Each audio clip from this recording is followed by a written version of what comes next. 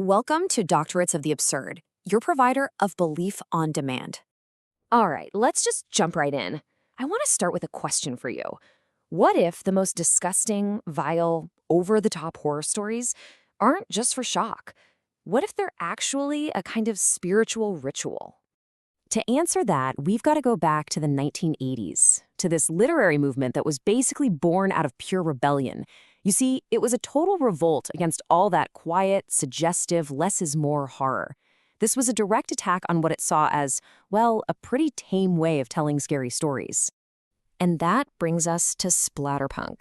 The name, which was coined by David J. Show, says it all, right? This whole genre was about being loud, being graphic, and being totally countercultural.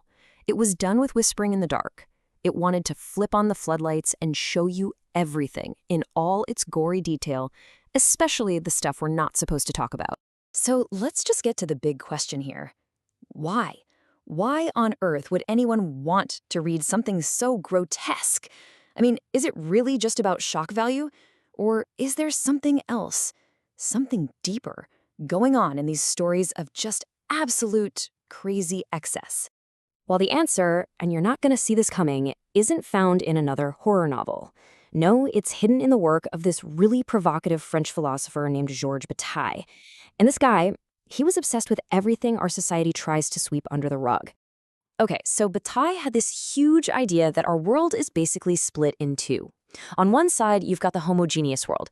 That's our day-to-day life, right? It's clean, productive society, work, reason, rules. But then, on the other side, there's the heterogeneous realm, and that's everything we try to throw away. All the waste, the violence, the excess, death, decay, the raw, messy reality we all pretend isn't there. He even gave it a fancy name, Heterology. It's basically the philosophy of garbage, the philosophy of the sacred and the excessive. His whole point was that you can't really understand a society by looking at its achievements. You have to look at what it throws away. You have to study its trash. Now, here's where it gets really wild. Bataille didn't think these two worlds were just separate. Nope. He believed they were locked together in this necessary, often violent dance. He said that society creates taboos, these giant keep-out signs over certain behaviors, not just to stop us from doing things. He said we make them because, deep down, we have this secret desire to break them. The rule itself actually creates the desire to cross that line. And this act of breaking the rule for the sake of breaking it, that's called transgression. For Bataille, this isn't just being naughty or committing a crime. It's a sacred ritual. It's how we tear a little hole in the boring fabric of polite society and get a peek at that other, more intense, more real world, even if it's just for a moment. This all ties into his craziest idea, which he called dépense, or unproductive expenditure. He argued that the most powerful, most sacred act you can do is to just gloriously waste energy for no reason at all. Think about the sun. It just burns and burns, blasting out energy without asking for a single thing in return. For Bataille, that was true power. So what's the end goal of all this rule-breaking and wasteful burning?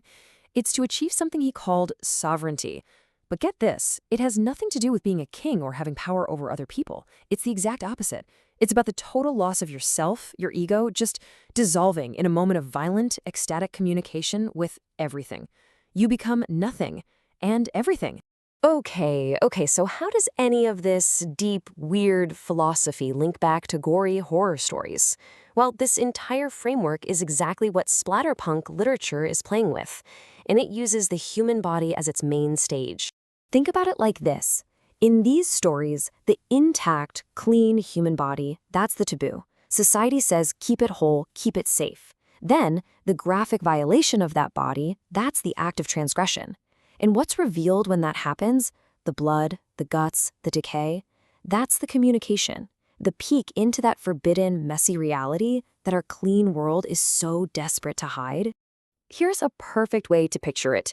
Our normal, homogeneous society is like one of those perfectly curated, minimalist, all-white Instagram feeds. You know the ones. Everything is clean, productive, beautiful, rational. There is absolutely no mess allowed. What Splatterpunk does is it grabs that phone, flips the camera around to selfie mode, and live streams the messy room, the overflowing trash can, and all the bodily fluids that were just out of frame. It forces you, kicking and screaming, to look at the reality behind that perfect picture. Now, this isn't just some abstract theory for edgy books.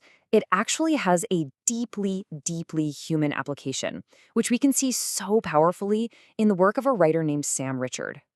So Richard wrote his award-winning Splatterpunk collection, a book called To Wallow in Ash, in the immediate, raw aftermath of his wife's sudden death. And he was very clear that he was framing the entire book in the spirit of Georges Bataille. He used all the graphic, violent tools of the genre, but not for entertainment. He used them as a ritual to process his own overwhelming, unbearable pain. One reviewer just nailed it, describing the book as grief weaponized. It was an active, violent expenditure of sorrow. Richard himself said his goal was to use these violent stories to find the alluring comforts found within the heart of oblivion. He was literally chasing that battalion moment of sovereignty, that point where the self just dissolves completely because the pain is too great to bear. So what this all shows us, really, is that this super extreme genre, when you look at it through this philosophical lens, it becomes something else entirely. It's a powerful, maybe even terrifying tool for confronting the rawest parts of reality and for processing the most extreme parts of being human. And all of this leaves us with one last kind of unsettling thought. If transgression really is a necessary ritual for us to connect with what's real, then what are the forbidden things in our own clean, ordered, homogeneous world that we are secretly, desperately waiting to confront?